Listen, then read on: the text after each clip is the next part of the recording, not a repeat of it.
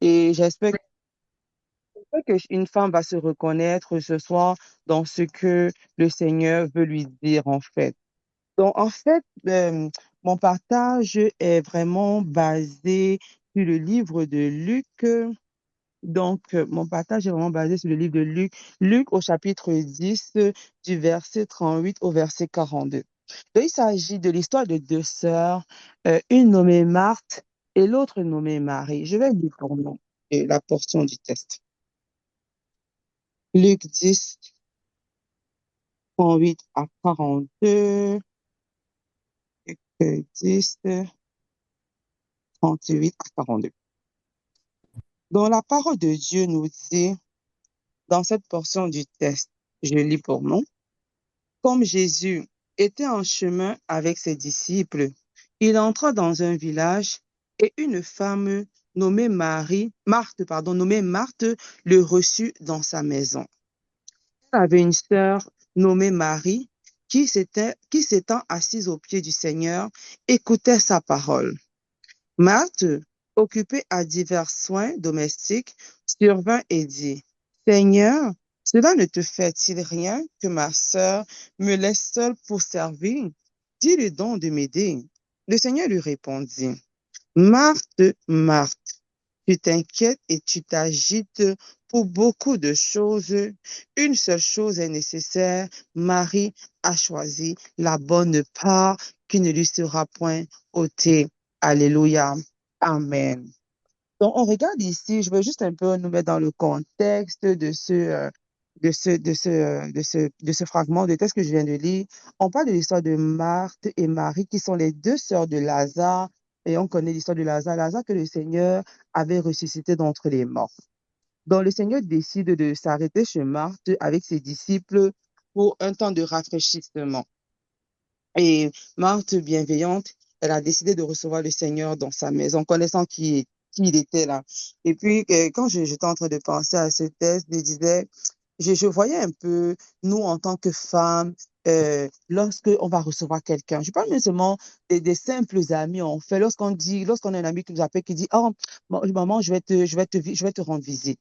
On sait comment ça nous prend du temps, parfois dans l'organisation, faire à manger, apprêter la maison, faire le ménage, se rassurer que tout est vraiment bien, tout est à sa place afin de pouvoir bien recevoir notre hôte. Parce qu'en tant qu'enfant de Dieu, la parole nous demande de pratiquer l'hospitalité. Parce que la parole dit, on voit dans les Écritures, Abraham, il a reçu des invités, mais il avait reçu des anges. Il a reçu le Seigneur, en fait, en recevant des invités, en fait. Donc, nous, en tant qu'enfants de Dieu, le Seigneur même, la parole de Dieu nous apprend même à bien recevoir nos hôtes, à bien recevoir nos invités. Et donc, c'est l'histoire de Marthe, en fait. Marthe, elle a dit, mais en plus, je ne parle pas d'un simple ami, mais elle recevait le Seigneur Jésus.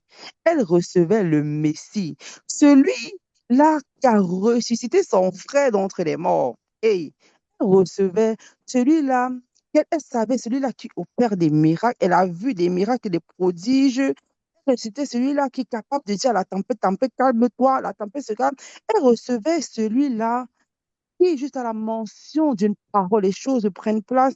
C'est Jésus-Christ qu'elle recevait. On voit l'attitude de Marthe qui voulait bien faire, qui voulait bien recevoir ses invités, qui a pris le temps de faire manger, de faire vraiment, de s'occuper dans l'activisme, faire beaucoup de choses. Mais on peut voir le Seigneur lui dire, ça m'a frappé. Au verset 41, le Seigneur lui dit, Marthe, quand Marthe vient dire, Seigneur, quand je suis occupée à faire des affaires, là, à te recevoir comme il faut, parce qu'elle vient s'asseoir seulement à tes pieds pour écouter la parole. Elle la reprend, il dit que Marthe, Marthe, tu t'inquiètes de beaucoup de choses, mais une seule chose est nécessaire.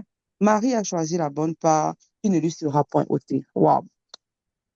Moi, c'est une histoire c'est une histoire en fait qui revient souvent dans mes conversations avec ma mère en fait, et ma mère dit que ah, moi je suis la Marthe de votre maison. Elle aime souvent dire je suis la Marthe de votre maison parce que ma mère est tellement, pour ceux qui la connaissent, c'est une femme tellement travaillante, toujours affairée. Moi c'est rare là, que je vois ma mère s'asseoir ou être couchée. Vraiment, je peux compter depuis que je suis née. Elle est toujours affairée, elle a toujours quelque chose à faire. Parfois, on disait à la meute qu'il y a là, mais toi, tu vas même nous demander de laver le plafond tellement c'est une femme qui est dans l'activisme, en fait. Et, en sondant les Écritures, tu te rends compte que oui, en tant que femme, on regarde la femme vertueuse dans Proverbe 31. Oui, en tant que femme, on doit faire, on a beaucoup de responsabilités. On a beaucoup de choses. C'est la femme qui éduque. C'est la femme ici au Canada, tu éduques, tu travailles, tu prends soin de la maison. Tu veilles à ce que les enfants ne manquent de rien, aux soins des enfants, à l'éducation. Tu veilles aux activités parascolaires à la santé, aux soins. Tu veilles, tu veilles, tu veilles. Les responsabilités sont tellement nombreuses, tellement de choses. Il y a tellement de choses que nous avons tellement de responsabilités au quotidien que c'est tellement facile de passer à côté. Et pendant que je préparais ce message cette semaine, on dirait que moi-même, j'ai mon message, moi-même, j'étais à l'épreuve de mon message. Pendant que je préparais ce message cette semaine, j'ai eu une ou deux journées, sans vous mentir, les filles, que je me suis levée de mon lit comme ça, vraiment en sursaut, parce que le matin, bon, souvent, c'est vrai que c'est une habitude que je dois un peu changer, peut-être faire les lunchs le soir, mais j'ai tendance à le faire le matin.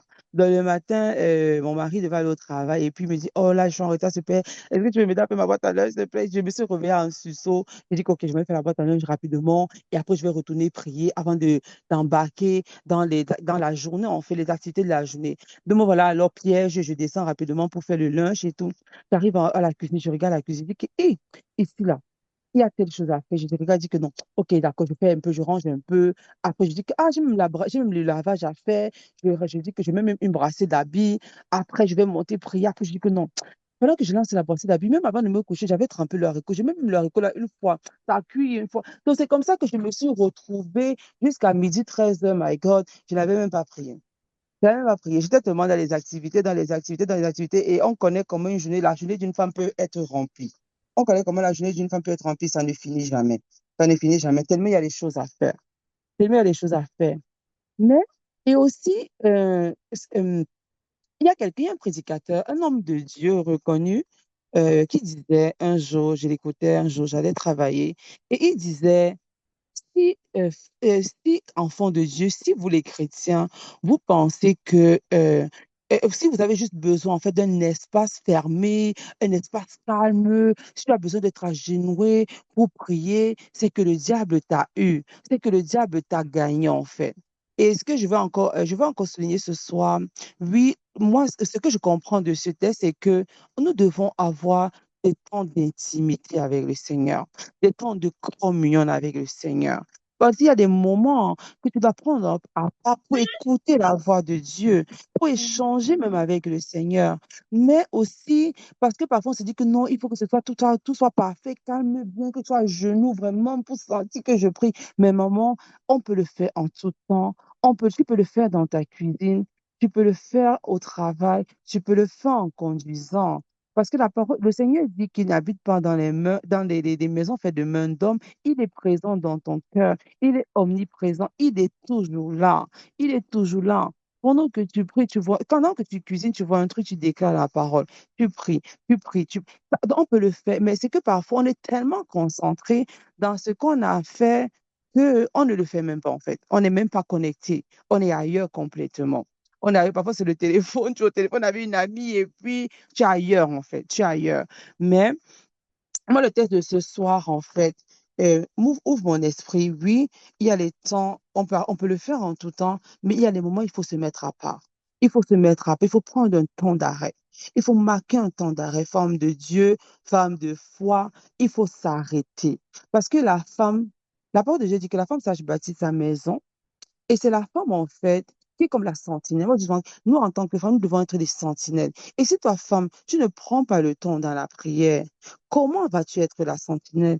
Comment le Seigneur va te parler des choses qui vont arriver dans ta maison?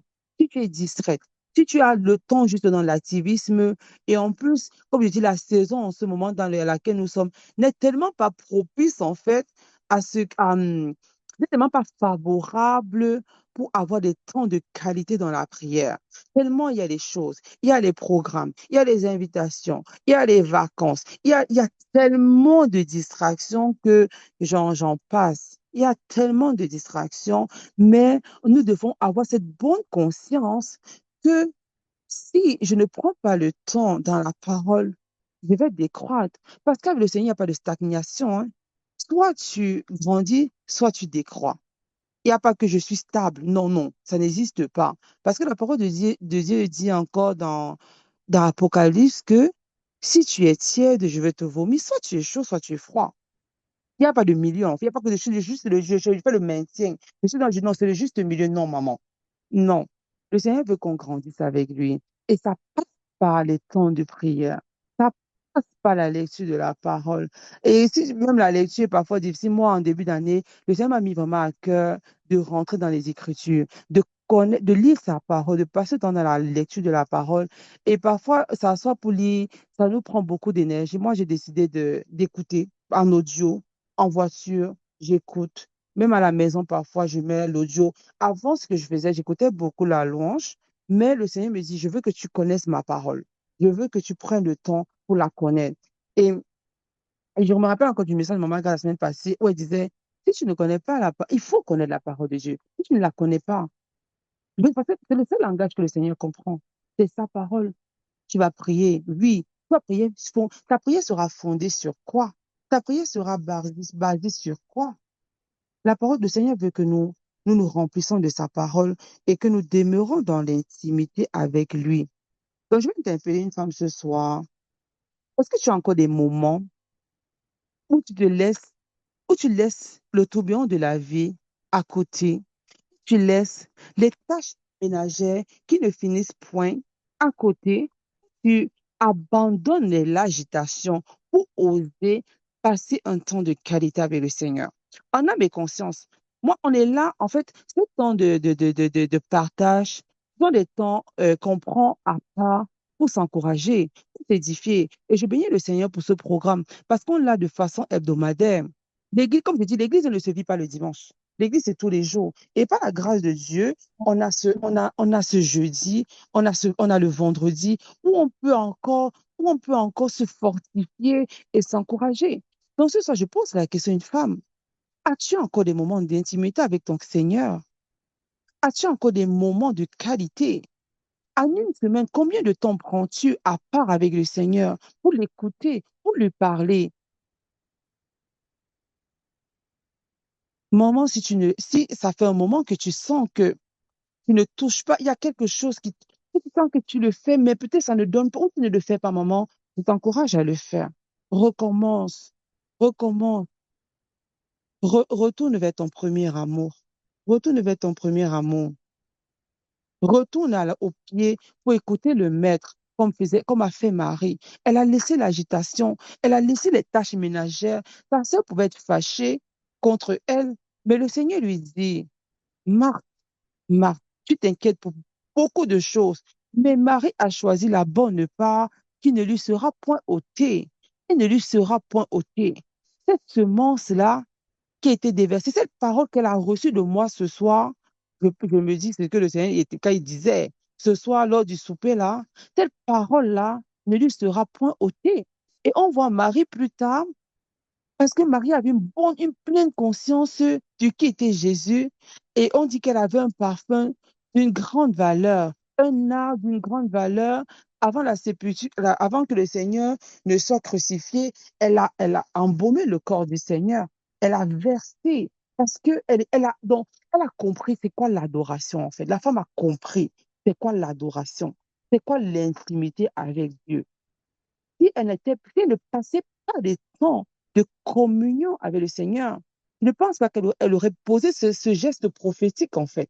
Parce qu'elle a posé un geste prophétique en versant son parfum de grand prix sur le Seigneur. Elle a posé ce geste prophétique. Et cette femme, quand on lit les Écritures, elle est nommée, elle est citée, ça fait des siècles et des siècles, on en parle encore. Moi, je dis, c'est une héroïne de la foi. Comment on peut citer les Esther, comment on peut citer les Naomi, comment on peut citer les Ruth. C'est une héroïne de la foi, cette femme, cette Marie. Maman, le Seigneur veut qu'on soit comme cette femme, qu'on recherche l'intimité avec lui, qu'on fasse ce choix d'honorer le Seigneur au lieu de rester toujours derrière nos casseroles. C'est bien, Il faut le faire. C'est utile, mais il faut faire la part des choses. Et souvent, et moi, je dis souvent que, hey, je n'ai tellement pas de temps qu'il faut que je prenne un peu le temps pour prier le matin. Parfois, quand Dieu dit que, hey, je sais que ma journée est tellement full, c'est chargé, tellement je n'ai pas le temps, que je ne sais même pas, Seigneur, comment il va gérer mon programme de jour. Il faut que je prenne même 5 minutes. Je te remets mon programme parce que je sais que, Seigneur, tu es celui qui peut tout. L'impossible n'existe pas avec toi. Tu es celui qui peut tout. Amen. Juste un claquement de doigts, tu peux faire la différence. Tu peux tout changer mon programme et remettre les choses en ordre. Peut-être mon ordre, c'est le désordre devant le Seigneur. Mm. Il veut qu'on prenne le temps. Il veut qu'on prenne le temps pour communier avec lui, maman. Qu'on prenne le temps pour s'asseoir, pour l'écouter. Ça va faire toute la différence. Ça va faire toute la différence dans nos vies. Ça va vraiment faire la différence. Alléluia. Que le Seigneur nous donne vraiment de choisir la bonne part, comme on a vu Marie, elle a choisi la bonne part. C'est une attitude pour moi d'humilité, de dépendance. Il veut qu'on soit dépendant et d'amour même. Parce que quand tu n'aimes même pas quelqu'un, je ne sais même pas, tu vois, quand tu aimes quelqu'un, non, quand la personne est à côté de toi, tu es seulement resté à côté de la personne, tu vois. Tu es seulement resté à côté de la personne. Parce qu'il y a un amour, il y a quelque chose. Tu dépends, tu es toujours collé à la personne. Tu fais de la personne ta priorité, en fait. Il veut qu'on fasse vraiment. En fait, le Seigneur doit être notre priorité. On ferme la porte, on coupe les bruits, les inquiétudes, des tâches qui ne finissent pas. Ça ne va jamais finir. On recommence. Tous les matins, on est toujours dedans. Tu te couches avec, tu te lèves avec. Ça ne finit pas. Ça ne finit pas. Mais la parole de Dieu nous demande encore, nous dit encore dans Matthieu, au chapitre 6, verset 33, cherchez premièrement le royaume et le royaume des cieux et sa justice, et tout le reste nous sera donné par-dessus tout. Toutes choses nous seront données par-dessus tout. Si on cherche premièrement le royaume des cieux, si on prend le temps quotidiennement pour passer le temps avec le Seigneur, moi je sais que ça fait une différence. Ça fait toujours une différence.